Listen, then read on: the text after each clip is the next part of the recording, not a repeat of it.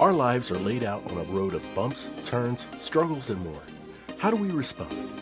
How do we endure adversity for learning and growth? I'm Aubrey Johnson, and we'll explore these questions and more on the Road to Rediscovery.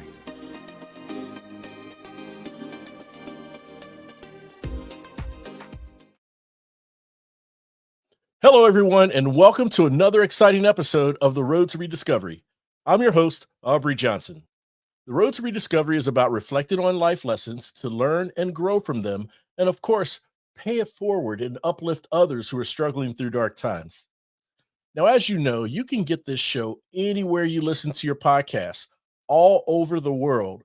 We're even on platforms that you may have never even heard of. Believe me, worldwide, globally, anywhere you listen, the Road to Rediscovery is there. If you happen to listen on Apple Podcasts, we invite you to leave a rate and review. Same for Spotify podcasts. We invite you to leave a rate and review.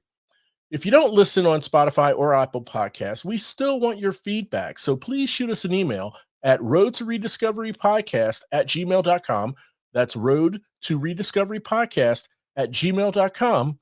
And who knows, we may give you a shout out in a future episode, and you may even qualify for some extraordinary Road to Rediscovery swag. So we'd love to get your feedback. And as always, we are truly, truly grateful for your listenership. All right. My special guest overcame the grips of the Oakland streets and institutional socioeconomic challenges and became a sergeant in the United States Marine Corps. Then he became the founder and executive director of Man2Man, Urban Youth Advocate. That's man, the number 2, and man. It's a program designed to help strengthen the role of young men of color as powerful, positive, and protective co-parents through recovery, intervention, and educational programs. Ladies and gentlemen, let's welcome the Reverend Dr. Stewart Pirrilliat. Dr. Stewart, I tell you, I am got so wrapped up in the intro. Miss Dr. Pirrilliat, my apologies. How are you doing today, sir? I'm doing well. Thank you for having me, Aubrey. Oh, well, thank you for coming on the show. We are thrilled to have you here.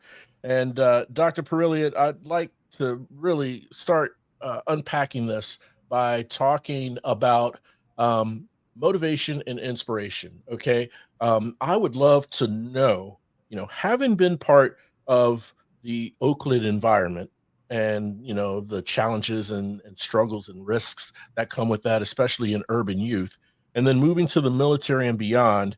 At what part in your journey did you truly feel the calling of outreach and focus on bringing up the urban youth, young men of color? Where did you feel that touch and heed that call?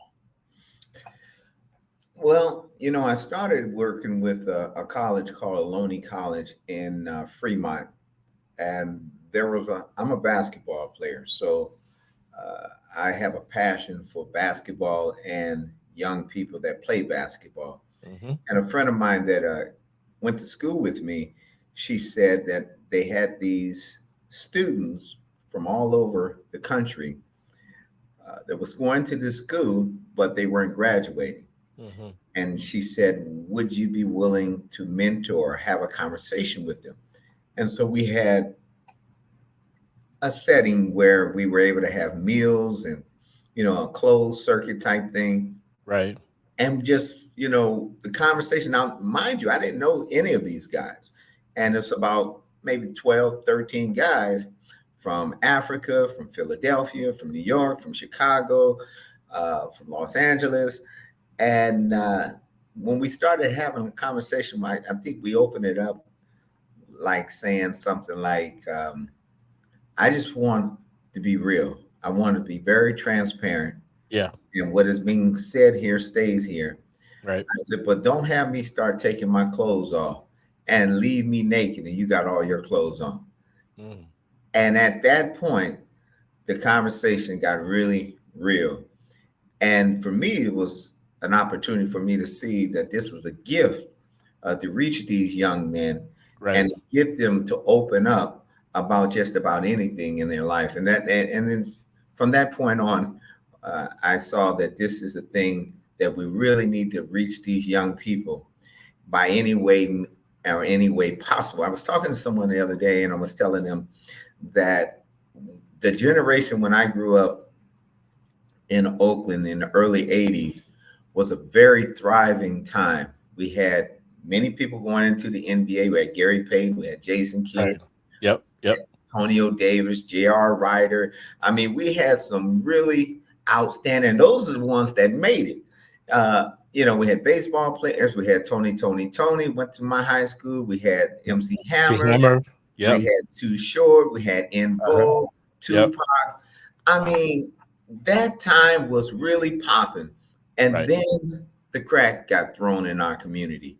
And we have not had and we're not even talking about college graduates, doctors, lawyers. I mean, it was a thriving time where we saw a lot of advanced mobility, and Yeah. we lost that advanced mobility. My goodness. My goodness. Just from crack entering the space. Separated the families. Yeah. It caused a lot of incarceration. It created a lot of human trafficking. Uh, it just grandmothers was raising their grandchildren because Yeah. mothers were on drugs or fathers was on Right. drugs, or mother was Right. in prison or father was in prison, Yeah. and grandmothers was tired. Oh, of course. Of course they're tired. They raise their children, you know? Exactly. Yeah. Yeah. They raise their children. Now, I tell you, during that time, and I remember that time, it was very thriving. I remember Oaktown, and 357, and and all these different groups, and lots of talent, and lots of in athletics and in music, right? And that Bay Area was on the map, you know, Mhm. and Mhm. and so from your perspective, in seeing from how the time began to what it turned to, it had to be like night and day, you know? Was it easy, or is it easy? Was it easy at the time to feel, I don't know, overwhelmed at it happening at such a fast pace to so many people? I mean, it's just like it's toxic. It's just sucking people in. People that you may have ran with, and had fun with, and played on the court with, and now maybe you got a hold of them, and so you're it's like, man, less than 2 weeks ago, I was on the court with this guy every day, and now he's got another priority, you know. What was that time like when it switched, and did you think that you could make an impact or a change at that time, or was this something you were just trying to make sure didn't happen or impact you? Well, Oakland's always been a tough community. Yeah. I mean, when I went into the service, I had guys that tell me, man, Oakland is the only place on the West Coast that we consider the East Coast. I mean, it was it had a reputation. I mean, I growing up in Oakland, you grow up in Oakland, you grow up anywhere. But no, seriously, All I've right. spent a lot of time in Yeah. New York. I was in Spanish Harlem, Queens, Okay. Bronx, Okay. Brooklyn. I've Yep. been in North Philly, Yep. Southeast DC. I've never had a problem adapting to Wow. those situations, Yes, and I sir. believe it had a lot to do with growing up in Oakland. Yeah. Now, to answer your question, uh, there's a guy who's a good friend of mine who's over the Parks and Recreations for Oakland Recs department. Okay. And he makes this statement wherever we are that even when I was in high school, I was a mentor. He said Mm, I was mentoring them that were younger than me that was coming up. And he was saying, and they all wanted to be like me. I had no idea until he brought that up that I yeah. would even had an impact like that. So that's something that generated in high school that I didn't even know was just a part of who I was, who Yeah. God created me to be. Yeah. But never, I thought that was normal. Interesting. Interesting. So you are going about your life as God made you, as you were raised, treating people the way you wanted to be treated, and just going about your life. And it's amazing because you bring up a great point, and that's you know we don't know what type of impact we have on people's lives that we encounter, maybe even in passing. In a lot of cases, it may take that person or maybe a third person to come to us and say, "Hey, you really made a difference to them," and we don't know it or not, and until someone tells us, and from there, I can see you may have naturally developed um, this motivation, this inspiration to say, "Okay, well, if this is a gift that God has given me, to be able to influence. There's something in my energy that makes these young men want to follow the path that I'm going. Then let's leverage that gift, right?" Well, Arbery, I have to be honest with you. Mhm. At that time, I was not living for God, Okay. Okay. and I was an angry kid, Mm. Hmm. and a lot of people didn't know why. I had a father that was very abusive, I see. who was an alcoholic, and basketball was my way out Hmm. of Oakland. Hmm. But in terms of me, now don't get it wrong. I went to church every Sunday, Hmm.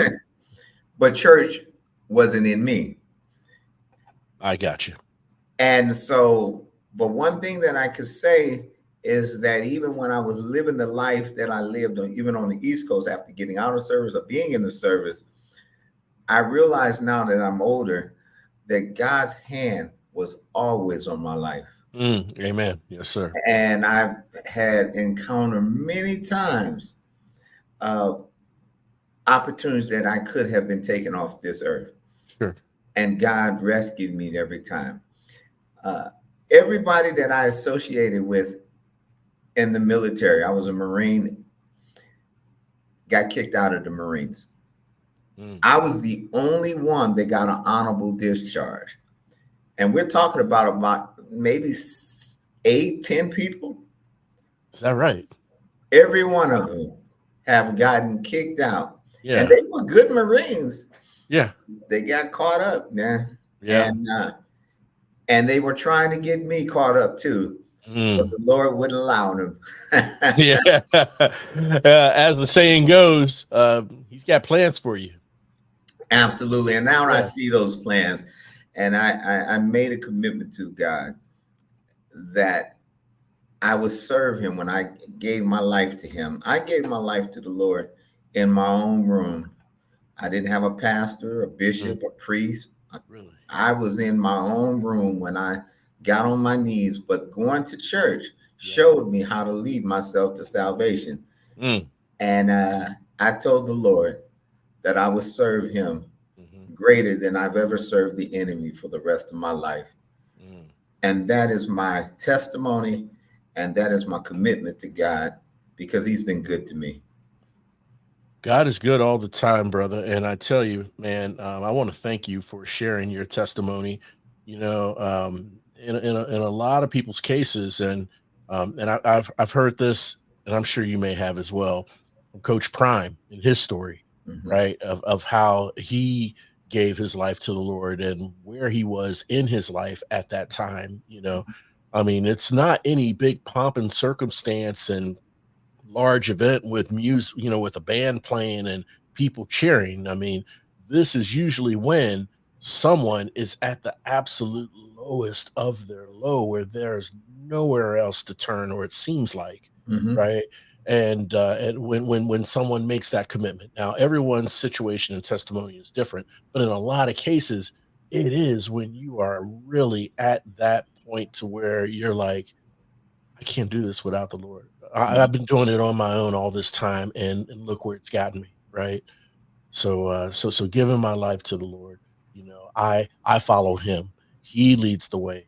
He has the plan, and it's in his time and that sort of thing. And so, and I'm a true believer of all of that, and so, um, again, I don't take testimonies lightly. I want to thank you for sharing yours because it has put you on the path, as you said, to what you're doing today and what you continue to do. So um, at this point, I'd like to pivot, if we can, and talk about man to man. Okay, um, and I'm sure you may have heard this before. I'm going to apologize in advance. I mean, it's not a mockery, it's not a play on words or anything, but you've heard of the group Boys to Men. Mhm. Okay, when we're talking man to man, Mhm. and I'd love to hear, I'd love to hear um, your thought process in coming up with that name. And I don't want to make any presumptions. I'd love to hear it from you to share with the listeners how you came up with that name and the essence of the name in what its mission is. Well, thank you. That name was given to me when I went to that college. When the woman asked me to speak before the men, she put on the flyer man to man. Really? I had no idea what that was or whatever. I just ran with it. Yeah, really. Yeah. It was ordained by God now that I see it. But, she said man to man, this is the name of the event. This is what you're going to do. And I kept using it. And I got to be honest with you. When we started, as you see, as Man to Man Urban Youth Advocate, our focus was on the youth 100%. Right. I was trying to figure out how can I reach these young people? How can I change their minds and their behaviors and their thought process? And Right. so, I mean, even to the point that I wrote my thesis for my master's degree uh, on disadvantaged young men in urban communities.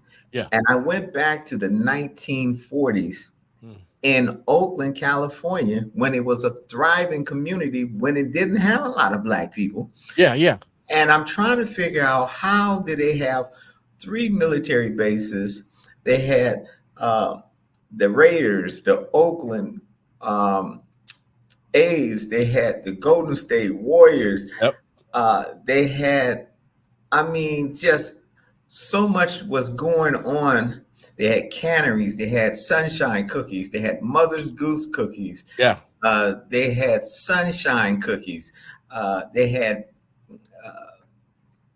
Black businesses. I mean, started generating in the late 60s, early 70s. Okay. And so, all of this was happening. And I'm looking at this and I'm saying, wow, where did they go wrong? How did they go from such a thriving community to the Yeah. murder capital? Right. Right. Yeah.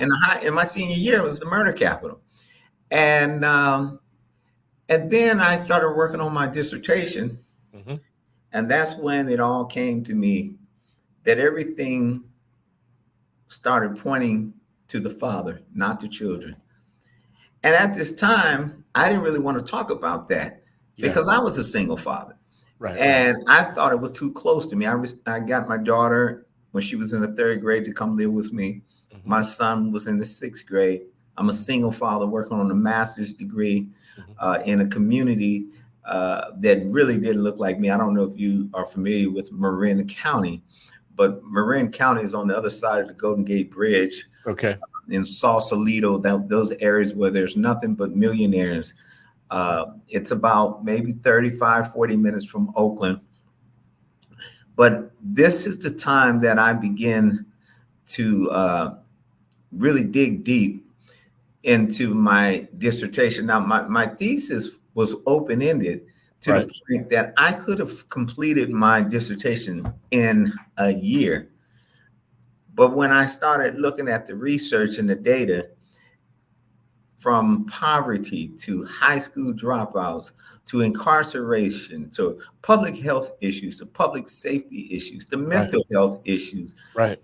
to I mean, you name it. If you trace the path, suicide, homicides. There was a father that was missing from the home. And Ah, so the root cause was not the children. right. All those things, Aubrey, that I just discussed with you were only byproducts of the issue. Sure. The root cause was fatherlessness.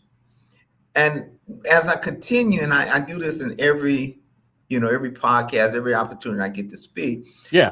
I have to let people know that fatherlessness is the most destructive trend of our society in every country. Mm, 90% of our social ills hmm. are caused because of fatherlessness. So if we could fix the fatherless piece, we could fix 90% of our social ills. That is absolutely tremendous. I mean, it's eye-opening. It's awakening. It truly is awakening, Dr. Pirrilliat. I have to say, and I'd love to hear your thoughts on this because whether it's making light or not, to me, it's no joke. It's not funny, but whenever we hear the trend of fatherlessness, we always tend to hear someone associate that with the African American community. And this goes across all races and creeds, is my understanding. Is that right? Well, I would say that's a myth. Okay. I used to think that as well until I really dug deep and started really doing the research. Uh, African American fathers, non resident fathers, are leading all races Mm, in terms of time spent with their children. I see. We have said that, African American fathers are deadbeat dads, they're lazy, and they don't want to be anything involved in their children, but that's not true. No, it's not. But what I will tell you is that African American fathers and children are the most impacted. Understood. Understood. So there are a lot. Now, when I give you that number, that number is still very low, Right. 5%. So it's we have a long ways to go. And if we talk about African Americans and we talk about the history of the United States and Hmm. slavery, Right. then we can go back and really see the trauma, how that has impacted our communities and our families today, even though slavery does not exist as it did then.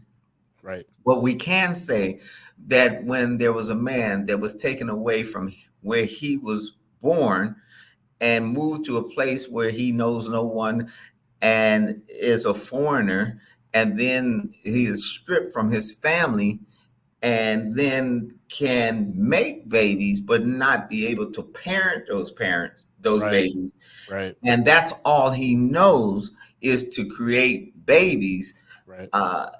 Then when slavery's over, it said you're a free man, do what you want, and that's all you know. And that's what we see. Even in the NBA, we see these guys making lots of money Right. and Right. lots Right. of babies, you That's true. know.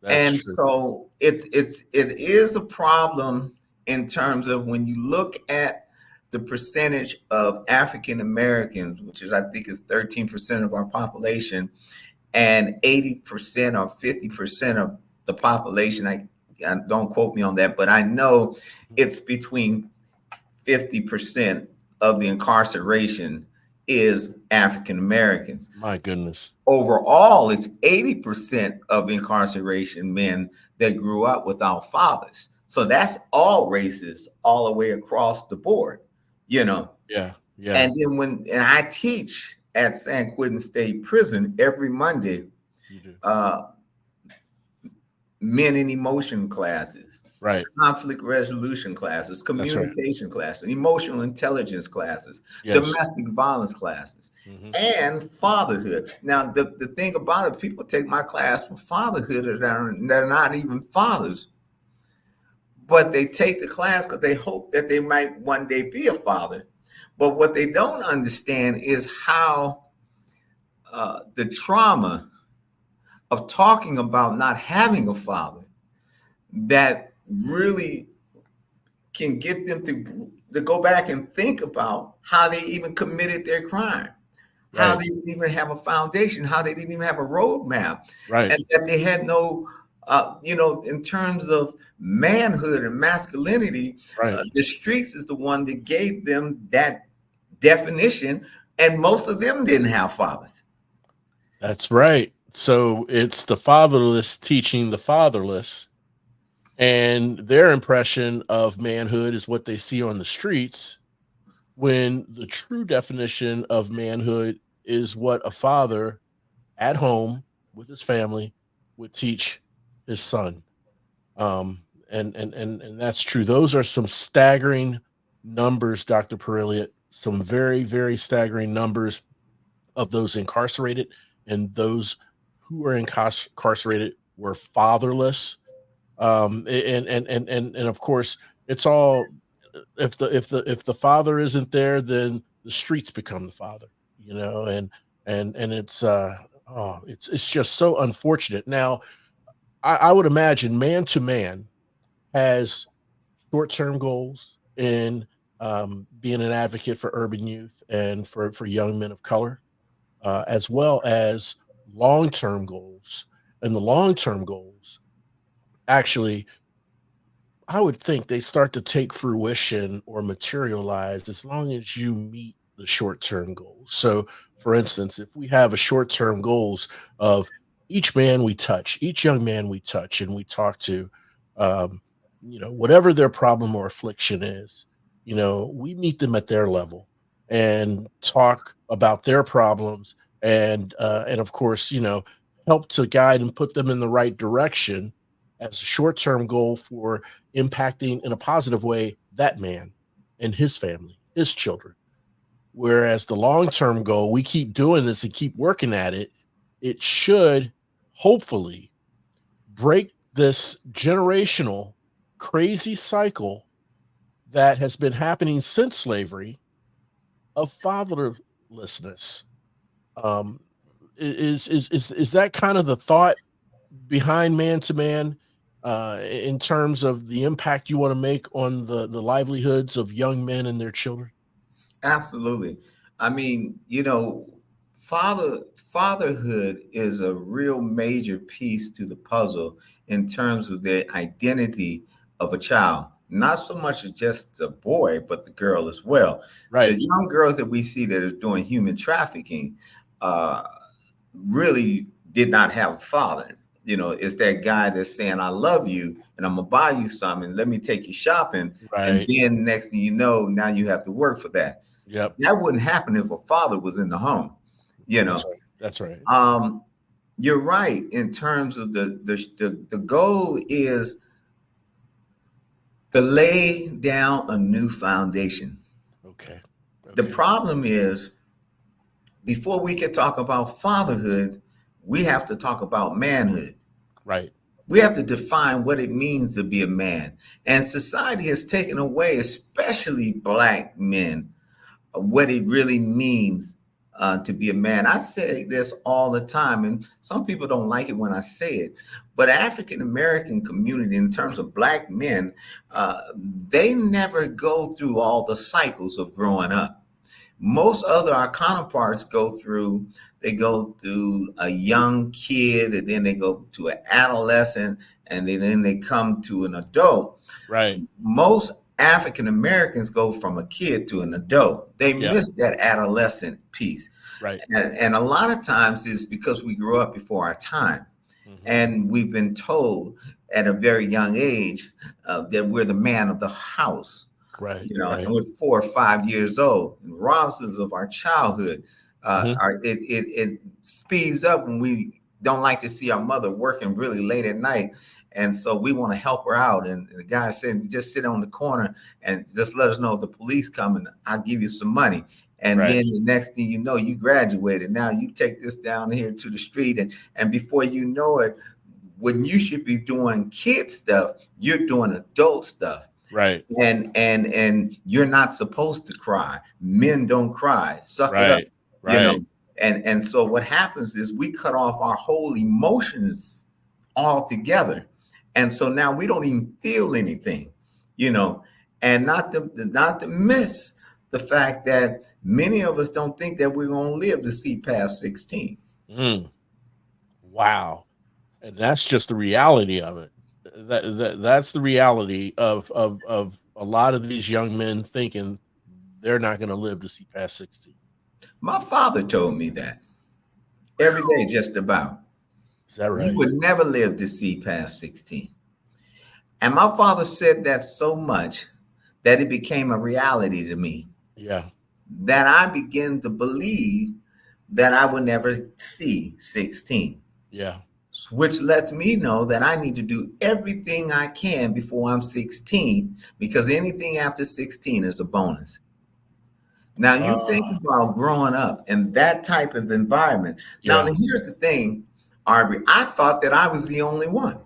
But as I became older, many of my friends told me the same thing. I never thought that I would live to see 16. It wasn't until I was 30 that I stopped believing the lie.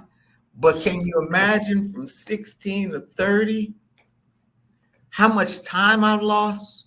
I Yeah. mean, Yeah. the how much time wasted, you know. Right. Those It should be thriving years. They should be Yes, thriving years. should have been thriving years. Yeah. Yeah. And so that's a major part. And so man to man, what we try to do is to deal with the emotional piece first. We Understood. have to deal with the man for who he is. We Okay. got to start digging down and removing layers, Right. and allowing them to feel safe to be able to have these type of conversations. Right. And if anybody ridicules you or make fun of you, they're automatically kicked out the program permanently. There you They go. can never Permanent. come back in here again, because I need these guys to be able to feel like if they need to cry the whole class, it's okay. Right. If they be able to talk about the worst of the worst things that they've ever experienced, that's okay, because that's going to set them free to be able to have healthy relationships and really start working on themselves. That makes sense. No, that makes sense. And they have to feel like they're in a safe place. Yeah. And Absolutely. and you know, I mean, and maybe this is a bit cliche, Dr. Pirrilliat, but I'm thinking that you know, all it takes is one. When you have a circle, let's say of 12 young men of color in a room, and you're establishing and setting the tone for for what the guidelines are in this conversation, in this space, and they start to feel safe. They start to feel like they can talk about whatever they want to talk about and not be judged, and they can cry and not be judged. It takes just one person to come forward and to tell their story, maybe shed some tears, and and instantly, I would think the other men around there feel, hey, this is a safe place. If he can break down like that and tell his story, I can too. Absolutely. You know, Arby, you hit it on the nose. It really begins actually with me Yeah. as a facilitator, Hmm. to be able to share my own story. That's the Hmm. part of don't let me start taking my clothes off and get Right. naked. And then you in here with all your clothes like you don't have any issues. Right. Let me talk about me. Let me explain. And when they hear that part, Hmm. then they chime in, you Yeah. know, and they Yeah. begin to say it's safe.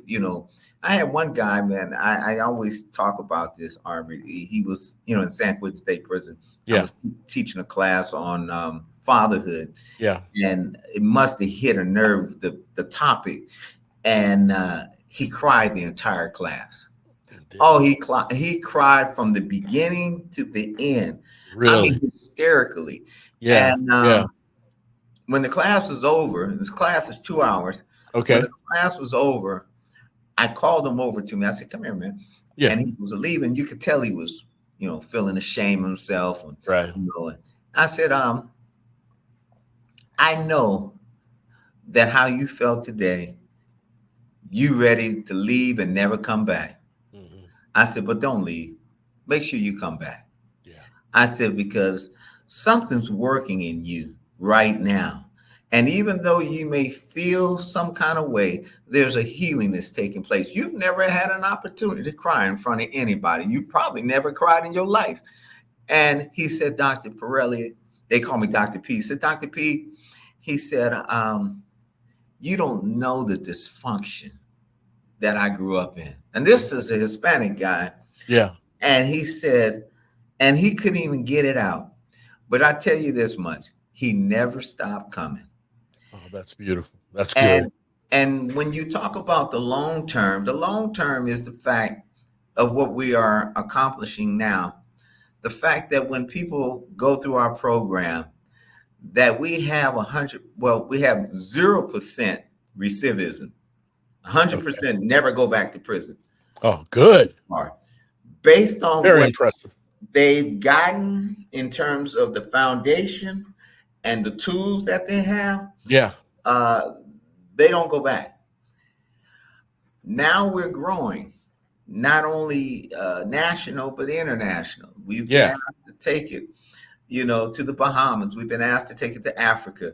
We've been asked to take it to Canada.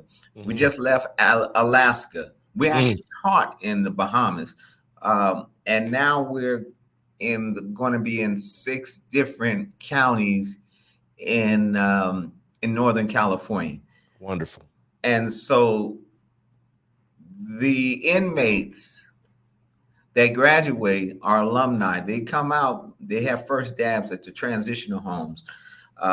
They get a chance to learn how to facilitate while still in prison in the next class. And so when they come out, they can teach man-to-man what they taught, what they was learned and taught, in terms of fatherhood and masculinity and all the things that they've learned. Now they get a chance to teach it to their peers. I actually have inmates that tell me that they have conversations about their lessons with their cellies. So they actually are teaching their cellmates as they're going through. Exactly. What they learned today. The others are telling their wives what they learned and how they're working on their communication skills and how they're, understanding what domestic violence is. It's not just physical, but it's mental, it's emotional, it's financial, And so these things are really helping these men so that they can parent their children behind bars. Just because you're in prison doesn't mean that you're not a father, Right. And so you still have that influence on your children in terms of how to guide them. It might be a little bit more challenging because you're incarcerated, but you have the ability to do that. And then they get out and they continue that relationship, not only with their children, but with their ex-partners, whoever that may be. That, Dr. Pirrilliat, I have to tell you, that just sent chills down my arm, down my spine. At the heart and essence of what this show is about, reflecting on life lessons for learning and growth, and then paying it forward and uplifting others, right? Uplifting others who are struggling, teaching them what you were taught, exponentially. Think about the growth and the impact and the massive change that can take place in a space when everyone does their part and does that, even within San Quentin and who you're teaching. Young men not even out of the program yet, teaching their cellies. Absolutely impactful. It's a true testament to how you interact with these men. It's a true testament to the curriculum and the tools and the methods that you give these men. And it's also a testament to the space that you provide in setting the tone in having them know that this is a safe space. And one operative word, if I can just say real quick, Dr. Pirrilliat, one operative word that came to mind when you use the analogy of being transparent. Don't have me take off all my clothes and I'm sitting here naked while you still have all your clothes on, is trust. Someone has to trust someone first, right? Someone has to be the first to trust. You show and are that example of trust in trusting them that they will share by you going first. And that takes an enormous amount of vulnerability, strength, resolve. And for the sake of these men's transformation, I must commend you, sir, for the great work that you're doing. I Thank you. really do. Thank you. It's it's a wonderful thing to be able to give back. You know, I tell these guys all the time, don't get it twisted with the title DR. Right, right, There is a past. And the reason why I'm here is to help you. I didn't get that DR for me. I didn't go to private schools. I didn't have a lot of money. I would not say that I wasn't smart. I was smart. I never right, applied myself. right. But what I will say is that doctor's degree is really for you. If I can do it, you can do it. You know. 100%, 100%, 100%. And again, humility, right? Being at their level. Now, I have to ask this. We have talked about a lot of instruction in which you've interacted with these young men in your organization, as well as creating safe spaces, being transparent, breaking down, healing. Okay, I can't help but think there's got to be some degree of healing when it just comes to the ordinary interaction and interactivity of men just talking. It doesn't even have to be anything deep, but talking about sports, talking about music, maybe a pickup 3-on-3 game or something like that. I mean, can that be part of the healing and the interacting that men can get together on, or is there any part of that with the program, just so that they can have that type of interactivity before getting into the deep stuff?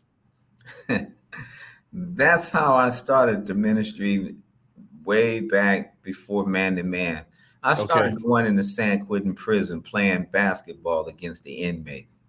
I Ah, had I had no idea about any of this uh, preaching or teaching or yeah, any of that. I just yeah, like to play basketball, man. I'm gonna go in right. there and play against some of the inmates and give them the business, you know. Yeah, yeah, yeah. I hear you. and you know the amazing thing back in 1995, Yeah. we started playing basketball against them. Hmm. And then at halftime, we would have them come up to the half court and have what we call a mini sermon. And we Okay. would do a mini sermon for about maybe 5 or 10 minutes. Yeah. And then we go back and play the second half. Nice.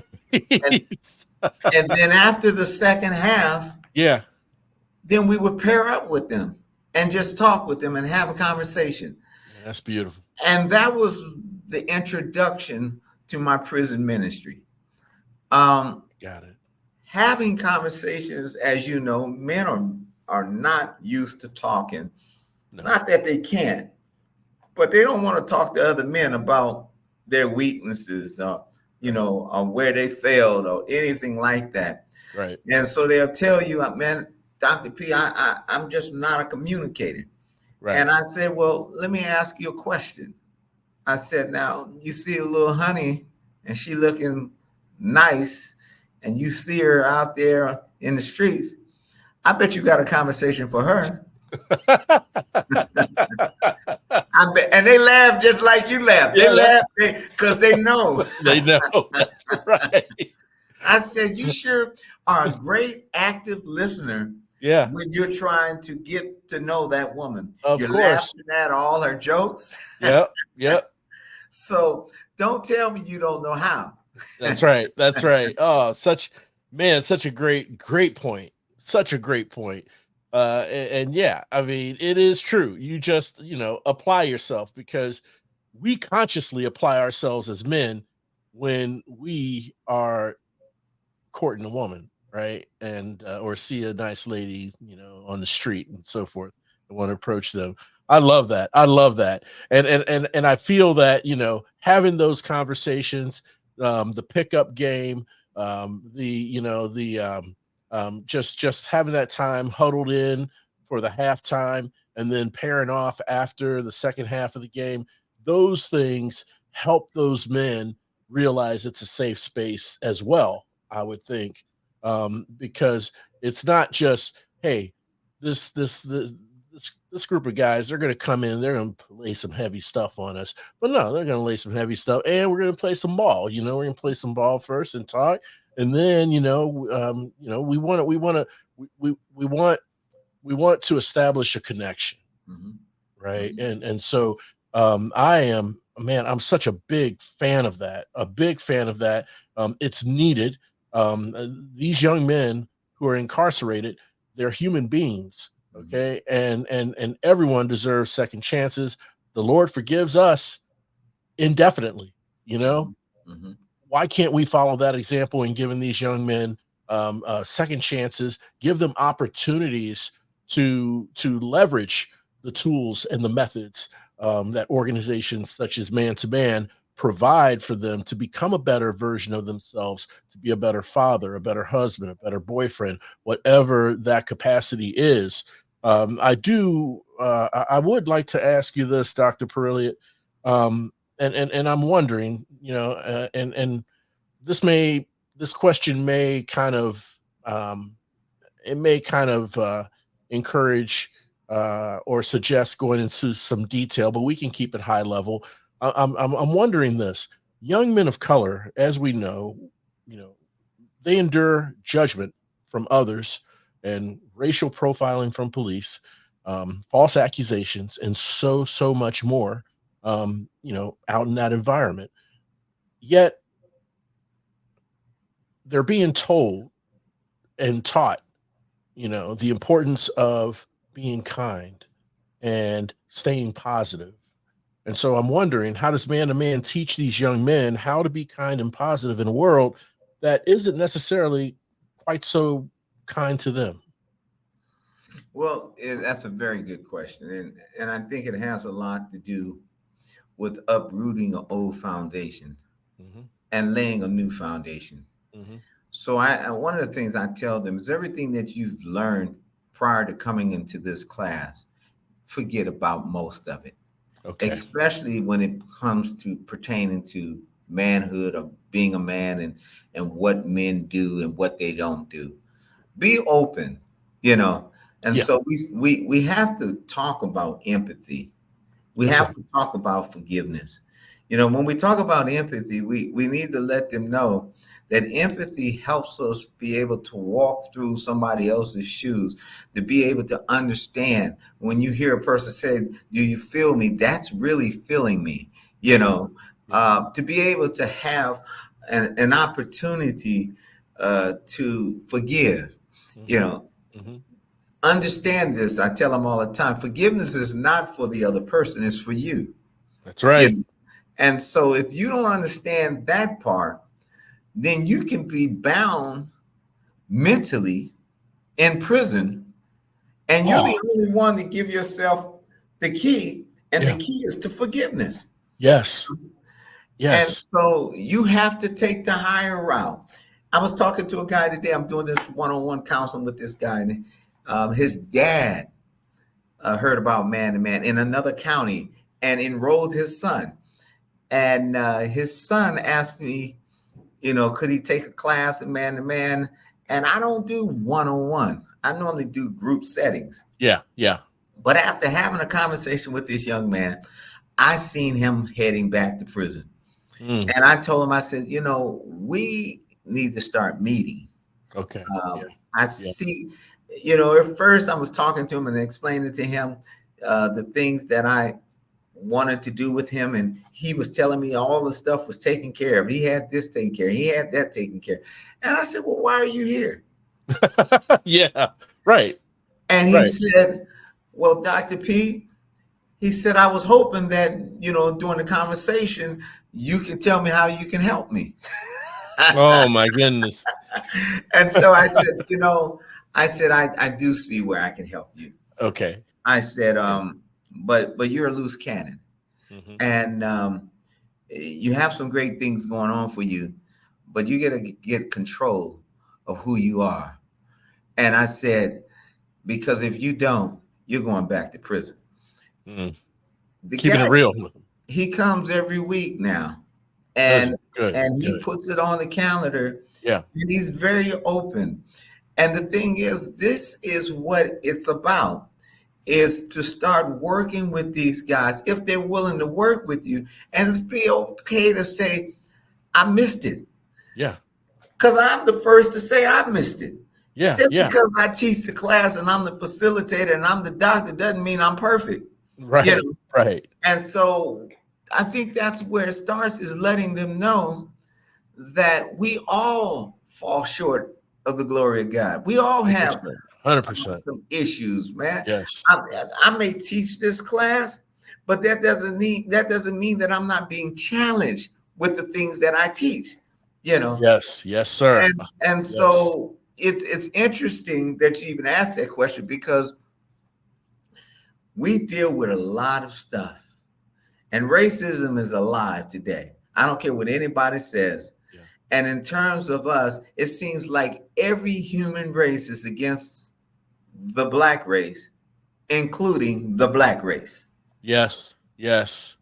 That's a good way And of putting it. so what we have to do is we have to learn how to navigate through this and not wear it in your emotions, but to be able to communicate and to be able to feel, because that's the part that we're missing, is the feeling part. Right. And that's why we can commit a murder or kill somebody and do 50 years to life and don't even cry or have any remorse, Right. because we've cut off our feelings. Mm. And you know, when you don't have that, Right. then you're a dangerous man. Oh, very dangerous. You're You just know, numb to the world. Art, Yeah. there's a scripture that talks about that if you don't have self-control, you're dangerous. It said a man without self-control is like a city without walls. Mm. There's another translation that says a man without self-control is like a house with broken windows and no doors. Mm. That means everything comes in and everything can go out. You go out. That's right. And that means there's no accountability. Right. And that is what we're dealing with today. Ooh. That hits you straight between the eyes. The way you articulated it, just like that, Dr. Pirrilliat. I mean, um, that is what we're dealing with today. And, you know, until there's some degree of self-awareness that we can guide these young men towards, there will not be any accountability that they'll take upon themselves and responsibility for what they've done, and it's not to point a finger, it's not to condemn, but it's to build, to rebuild, right? And but it takes that, and it sounds like Man2Man is really moving in that direction to fix those windows in that house, fix those doors, seal things up, so things that should be in are kept in, things that are out, you keep it from coming in and affecting you, and then you get that self-control you were talking about. I'm a general contractor and a general engineer as well. So I have a license as a general engineer and a general contractor. Yes, sir. I did that back in 2000. And, what makes it real popular to me, or really resonates, is the fact to know that Jesus was a carpenter. Yes, that's right. Yes. And Yes. when I think about carpentry, you can't build unless you have a solid foundation. That's right. 100%. Now, when you go and do an inspection on a house, the building inspector is not going to condemn that house because it has a hole in the roof. Right. He won't condemn it if there's broken windows, Hmm. and he won't condemn it if there's no doors on the hinges. Right. But if he finds a crack in that foundation, Mm-hmm. he is for sure to condemn that house. And the problem, Aubrey, that we're having today is there's a lot of broke, cracked foundations. Yes. Yes. And God has shown me that my assignment is to work with cracked foundations, Mm-hmm. to work with those that society has given up on, Yeah. that they say there's no opportunity, that this person could be anything but an incarcerated man or a drug dealer or a drug addict Mm. or whatever the situation, where the people don't want them. Those are the best ones I like to work with. Yeah. Yeah. Yeah. And I can't help but think again, you know, when God, what's the saying? He says he doesn't he doesn't call the prepared, he prepares the called. That's right. Yeah. And so, those that he has called, in as when you read, stories in the Bible and scripture, you know, there's like David and Goliath, right? I mean, he was a child, he was a young boy, That's right. That's but right. he prepared the call because he was called to defeat that Goliath and so forth. So as you say and use these metaphors of the foundation and what the inspector will, condemn and not condemn, and equating that to the foundation and crack foundations of our young men in society. And it is the foundation because it usually starts in the home at a very young age, and that's when the child's foundation is getting structured, right? With guidance and with boundaries, as it should be. But if any part of that has dysfunction in it, then it will result in some cracked foundation that you're working with, and that's just an absolute um, commendable and honorable role that you're doing selflessly for the benefit of our young men. Um, Dr. Pirrilliat, how can the listeners follow you, connect with you, learn more about your great work, and those sorts of things? They can Google my name, you know, Okay, and see the work that I do. Stewart. Last name is P as in Paul, Errillaat. You can Google that. You'll see podcasts.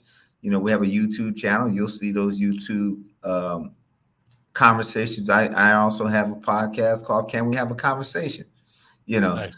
and so those conversations are not rehearsed. Those are conversations that most men don't have conversations about. Mm, Um, you can email us at man with the number two man at man number two man dash uya.org. Again, man number two man at man to man dash uya.org. Our website is www.man number two man dash uya.org. And you can find me on any one of those things, and you know reach out. We are spreading across the globe, and the goal is that Man2Man will be in every city in America and every prison in America. and that's exactly what this country needs, in every city. And we're not just talking about African American men. We're talking about men of color. There's Hispanic men, right? Our yellow men, our brown men. We want to uplift these men and let them know that hey, there is a way. Okay, that you don't have to go down and continue going down the path that you're going. there is a way that you can rise above all this, walk a higher path, and be a better version of yourself and a better version for those around you. Reverend Dr. Stewart Pirrilliat. See, it's when I say the full name, that's when I messed up. You're doing good all day. All day, all day. But I'm going to get it right. Reverend Dr. Stewart Pirrilliat, it's been an honor, an absolute pleasure having you on the show. I want us to stay in touch, and I truly and honestly mean that. I am going to I might even seek your counsel for a couple scenarios and instances that I've witnessed along not my path personally, but with some loved ones. But overall, I just want to thank you for coming on the show. Thank you for sharing your insight. Thank you for sharing the great work that you are doing. We're going to have the links to your website, your email, to your podcast, and all of the social media handles and everything on our episode show notes, so our listeners can click those, connect with you, learn more about you, follow you while listening to this great conversation. Dr. Pirrilliat, I want to thank you for coming on once again, and let's please stay in touch. Absolutely. Thank you so much for having me on your show, and it's a pleasure. Oh, thank you. And I want to thank all of you for tuning in and listening. And you may feel like this at times, but in our daily struggles and adversities, we're never alone. Hope is always around the corner. And I humbly ask that you please share this show with someone you know, someone you love, who needs inspiration, motivation, and support. When it comes right down to it, we're all just roadies on this journey of life. And I'm so glad and so happy to have you on the road with me. Thanks again for listening. We'll chat again soon. We really hope you enjoyed this episode of The Road to Rediscovery. We'd love to hear from you. Shoot us an email at roadtorediscoverypodcast@gmail.com and leave us any questions or comments you may have.